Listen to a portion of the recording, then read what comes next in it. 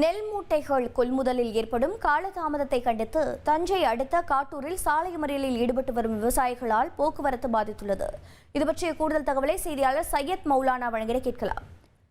சையத் மௌலானா, வணக்கம். தற்போது விவசாயிகளின் குற்றச்சாட்டு என்னவாக இருக்கிறது? போக்குவரத்து நெரிசல் ஏற்பட்டிருக்கிறதே, அதை காவல்துறையினர் சரி செய்தார்களா? அரசு அதிகாரிகள் பேச்சுவார்த்தை ஏதேனும் மேற்கொண்டிருக்கிறார்களா?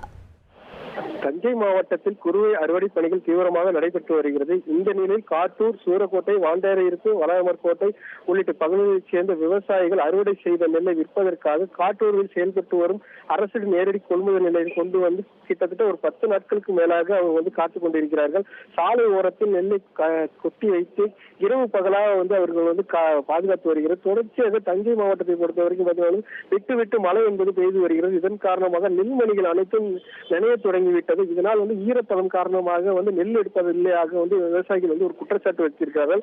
இந்த மையத்தில் மட்டுமே ஒரு 50,000 நெல் மூட்டைகள் தேக்கமடைந்துள்ளதாக விவசாயிகள் தெரிவிக்கின்றனர். இதனால் விவசாயிகள் வேதனை அடைந்து இன்றைய தினம் திடீரென விவசாயிகள் ஒன்று கூறி காட்டூர் அருகே இருக்கக்கூடிய சாலையில் குறுக்கே வாகனங்களை செல்லாதவாறு தடுப்புகளை அமைத்து மறியல் போராட்டத்தில் ஈடுபட்டனர். இதன் காரணமாக தஞ்சை மன்னார்குடி சாலையில் இருபுறமும் சுமார் 1 கிலோமீட்டர் தூரத்திற்கு வாகனங்கள் அணிவகுத்து நின்றனர். இதனால் போக்குவரத்து பாதிப்பு என்பது ஏற்பட்டிருக்கிறது. சாக்கு மற்றும் சணல் பற்றாக்குறை, தொழிலாளர்களான காரணம், லாரி கட்டுப்பாடு இவற்றின் காரணமாக கொள்முதல் நடைபெறவில்லை என விவசாயிகள் கூறி தற்போது சாலை மறியலில் ஈடுபட்டு வருகிறார்கள்.